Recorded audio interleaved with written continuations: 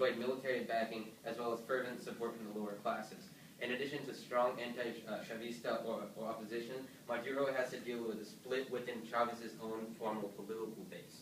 Basically, what's that saying is because there's this split, he won't be able to make he can't do anything, much less make relations with the United States if the Venezuelan people don't agree with him in the first place. That also leads to the instability of Venezuela. And because of that, there's also many Maduro supporters that were supporting Maduro, but now they question him. This is by Roger Noriega in May 7, 2013. He says that political analysts and electoral experts, among Jennifer McCoy of Carter Center, say the crisis could be diffused with an extensive review of the automated voting system to address concerns raised by opposition. The concerns are not about these machines and whether they count accurately, says McCoy, who says he's America's director at the center and had observed 6 elections there. The questions are much about who voted, was there double voting, was there impersonation of votes, and was there a coerced vote.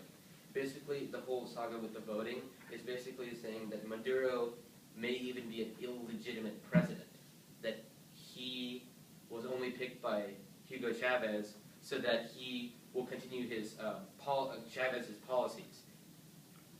First off, Venezuela doesn't have a stable leader or a stable fan base, so to speak of. Because of that, it creates all of these disillusionments and distractions within the Cuban people, or not the Venezuelan people themselves, that there's just no way that the affirmative plan can solve for any of this. First off, they don't want to play nice with the U.S., they can't have any relations with the U.S., and there's already too many people in Venezuela for even the U.S. to even care. Why risk war with China or war with some other country or economic upheaval just because they want to get the oil of Venezuela? And that will conclude my speech. And now, I'm now open for cross-examination.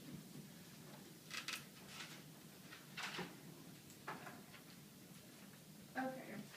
How do you know Venezuelans does not want to play nice with us? I have a card right here.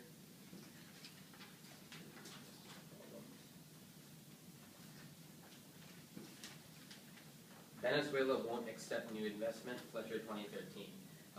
Sam Fletcher would be a senior writer for Oil and Gas Journal, April 29th. He says that the election of the Venezuelan President Hugo Chavez's hand-picked successor ensures the country's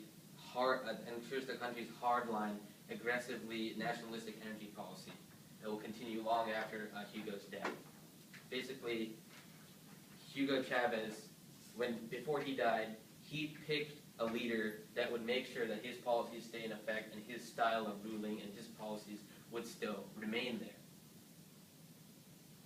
And second off, because Maduro himself is not a strong leader, there's no way that he can enforce these things to happen, and he doesn't have a strong political base behind him to allow for him to make any type of big decisions like that. Okay. If we increase our diplomatic relations with Venezuela, do you think it will fix their instability? First off, again, as I said, they don't want to. You can't, force them into relations with us.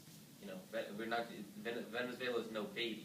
They're not going to, agree to us. If they won't agree to us in the first place, there's no way we can help them. Okay. That's all I have. Okay.